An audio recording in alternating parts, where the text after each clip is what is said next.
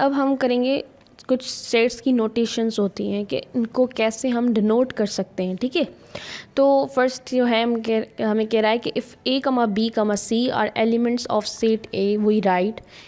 अब ये फॉर्म जो है वो तो हम जानते हुए हैं कि ये एक फॉर्म है सेट का, ठीक है। सपोज़ करें अगर मैं एक कह दूं कि यहाँ पर एक सेट है जिसको हम ऐसे कहते हैं, तो ये एक टेबुलर फॉर्म है जिसमें हमें पता चलता है कि एक बी सेट है, बी के नाम से एक सेट है जिसमें 2 एलिमेंट्स हैं, ठीक है, 1, 2।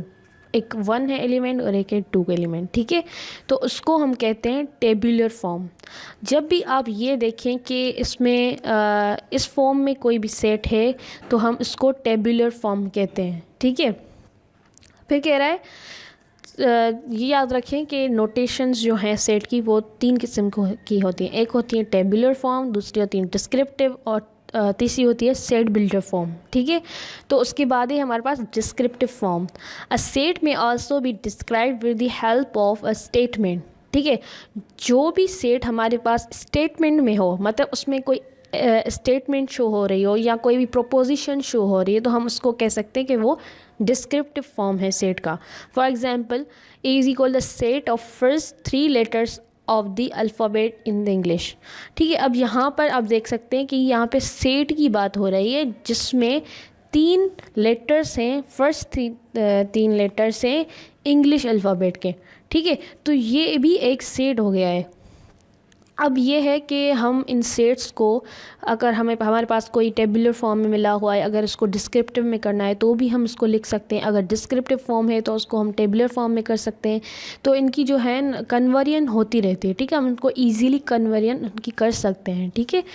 Still there is another way to specify set A where elements possesses a certain property or properties। Example यहाँ पर जो है थर्ड फॉर्म में बता रहा है A is equals x such that x. ये यहाँ पर जो सैम्बल है इसको हम कहते हैं सच दैट, ठीक है। X such that x is an odd integer, ठीक है। ये भी एक फॉर्म है सेट को डिनोट करने के लिए, ठीक है।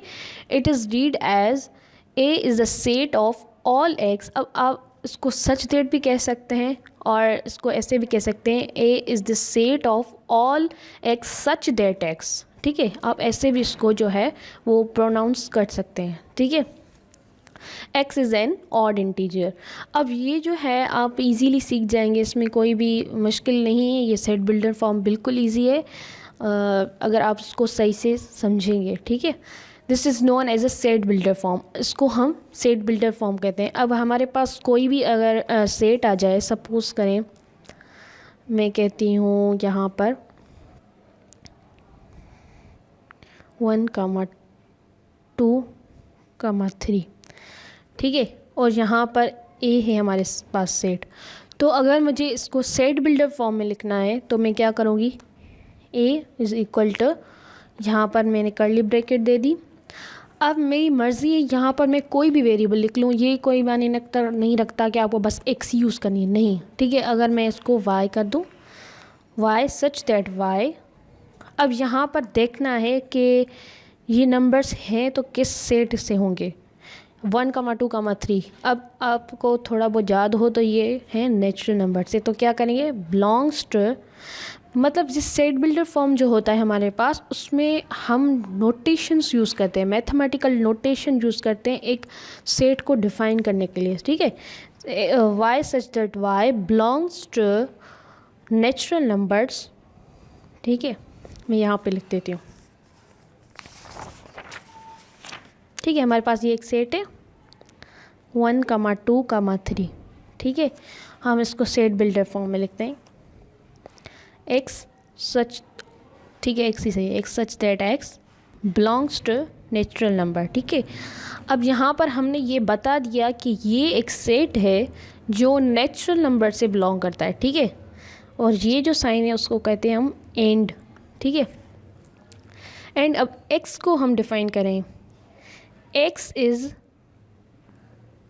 ग्रेटर देन और equal to 1 and x is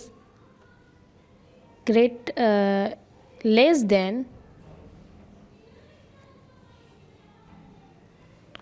less than और इक्वल टू 3, ठीक है। अब यहाँ पर ये जो है हमारे पास आ गया सेट बिल्डर फॉर्म। इसको इजीली हम कैसे भी लिख सकते हैं, अपनी जो वर्डिंग में कैसे भी लिख सकते हैं इसको, ठीक है। तो ये 3 फॉर्म होते हैं, एक होता है टेबुलर फॉर्म, दूसरा होता है डिस्क्रिप्टिव और तीसरा होता है सेट बिल्डर फॉर्म, ठीक है। अब यहाँ पर जो बताए गए हैं, the number of elements in set A is written as, और हाँ, एलिमेंट्स को डिनोट करने के लिए अगर मैं कह दूं कि यहाँ पर एक सेट है 1, 2, ठीक है, इसमें कितने एलिमेंट्स हैं, तो इसमें हमसे कोई पूछ ले तो मैथमेटिकल नोटेशंस में हम ऐसे लिखेंगे इसको, n of a is equal to n of 2। मतलब कि हमारे पास एक सेट है a जिसमें एलिमेंट है 2, ठीक है। या आप कह सकते हैं n of a is equal to 2, ऐसे भी ना लिखें, n of a is equal to 2, ठीक है। तो यहाँ सेम चीज़ यहाँ पे, the number of elements in set A is written as n of a, और आप इसको ऐसे भी लिख सकते हैं, ठीक है। Then n of a is equal to 3 is equal to, जो हमारे पास नोटेशन है वो है, ठीक है।